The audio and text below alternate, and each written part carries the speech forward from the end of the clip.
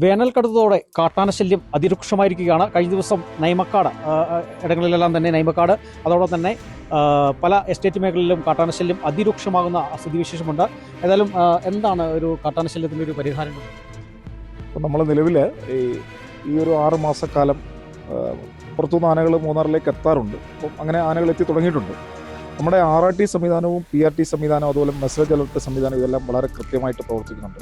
പിന്നെ ഇപ്പം ഈ ദിവസങ്ങളെല്ലാം തന്നെ RRT രാത്രി മുഴുവനും ഫീൽഡിലാണ്. കാരണം എല്ലാ ആനകളെയും കൃത്യമായിട്ട് മോണിറ്റർ ചെയ്ത് മനുഷ്യർക്ക് അപകടം ഉണ്ടാക്കാതിരിക്കുക. അപ്പം നമ്മുടെ പ്രധാന ലക്ഷ്യം എന്ന് വെച്ചാൽ ഒരു മനുഷ്യനും ഈ കാട്ടാനയുടെ ആക്രമണത്തിൽ അപകടം ഉണ്ടാക്കാതിരിക്കുക. അതിനുള്ള എല്ലാ മുൻകരുതലുകളും നമ്മൾ സ്വീകരിച്ചിട്ടുണ്ട്. എത്ര നാൾ വേണം സാറേ ഒരു ജാഗ്രത പാലിക്കാൻ? ഇനിയുള്ള 6 മാസക്കാലം നമ്മൾ അതീവ ജാഗ്രതയിലായിരിക്കും RRT സംഘം. എത്രത്തോളം ആനകൾ മൂന്നാറിൽ ഇപ്പോൾ റിപ്പോർട്ട് ചെയ്യും?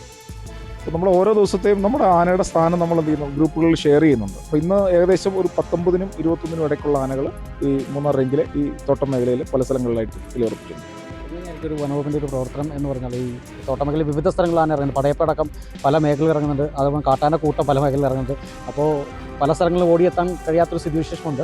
അപ്പോൾ എത്രത്തോളം ആയിരിക്കും ഒരു നടപടി? അതിന് നമ്മൾ ഏറ്റവും കൂടുതൽ നമ്മളെ സഹായിക്കുന്ന നമ്മുടെ PRTകളാണ്. അപ്പം ഓരോ സ്ഥലത്തും, അതായത് തോട്ടം മേഖലയിലെ എല്ലാ ലൈൻസിനോട് ചേർന്നുള്ള സ്ഥലങ്ങളിലും നമുക്ക് PRT സംവിധാനമുണ്ട്. അവർ കൃത്യമായിട്ട് നമുക്ക് അലർട്ട് തരുന്നുണ്ട്. അപ്പോൾ ഈ RRT സംവിധാനത്തെ സപ്പോർട്ട് ചെയ്യാൻ വേണ്ടി നമ്മൾ പല മേഖലകളിലും എലഫൻറ്റ് ഗ്യാങ്ങുകളെ നിയോഗിച്ചിട്ടുണ്ട്. അപ്പം 2-3 പേരടങ്ങിയ എലിഫൻറ്റ് ഗ്യാങ്ങുകളുണ്ടാവും. അപ്പോൾ നമുക്കൊരു സ്ഥലത്ത് പെട്ടെന്ന് എത്തിച്ചേരാൻ പറ്റിയില്ലെങ്കിലും അവിടെ ഒരു എലിഫൻറ്റ് ഗ്യാങ് ഉണ്ടാകും, അല്ലെങ്കിൽ അവിടെ ഒരു PRT സംവിധാനം ഉണ്ടാകും. അപ്പോൾ ആ PRT സംവിധാനം നമ്മൾ അവിടെ എത്തുന്ന വരെ സ്ഥിതിഗതികൾ വിലയിരുത്തും. എന്തെങ്കിലും ആന ഓടിക്കൊണ്ടൊരു സാഹചര്യം ഉണ്ടെങ്കിലും ഒക്കെ അവർക്ക് ആവശ്യമായ പരിശീലനം വരെ നമ്മൾ കൊടുത്തു കഴിഞ്ഞു. അത് അവർ ചെയ്തോളും നമ്മൾ എത്തുന്ന വരെയുള്ള കാര്യങ്ങൾ. നിലവിൽ ഒരു തോട്ടം മേഖലയിൽ ആന ഇറങ്ങിക്കഴിഞ്ഞാൽ പൊതുജനം എന്താണ് ചെയ്യേണ്ടത്?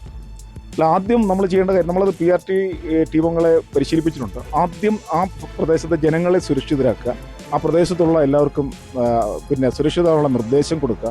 ഇപ്പോൾ വാഹനങ്ങളൊക്കെ കടന്നു വരുന്നുണ്ടെങ്കിൽ അല്ലെങ്കിൽ അങ്ങോട്ട് വരുന്ന വാഹനങ്ങൾ ഇവർക്കെല്ലാം കൃത്യമായിട്ടുള്ള നിർദ്ദേശം കൊടുക്കുക. അപ്പോൾ അവിടെ ഇപ്പം കമ്പനിയുടെ ചെക്ക് പോസ്റ്റുകളുണ്ടാകും പല സ്ഥലങ്ങളിലും.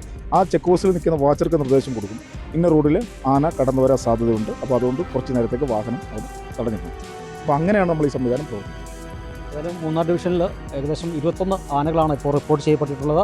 അതുകൊണ്ട് തന്നെ RRTയും PRTയും കൃത്യമായി തന്നെ ഈ ആനകളെ നിരീക്ഷിക്കുന്നുണ്ട്.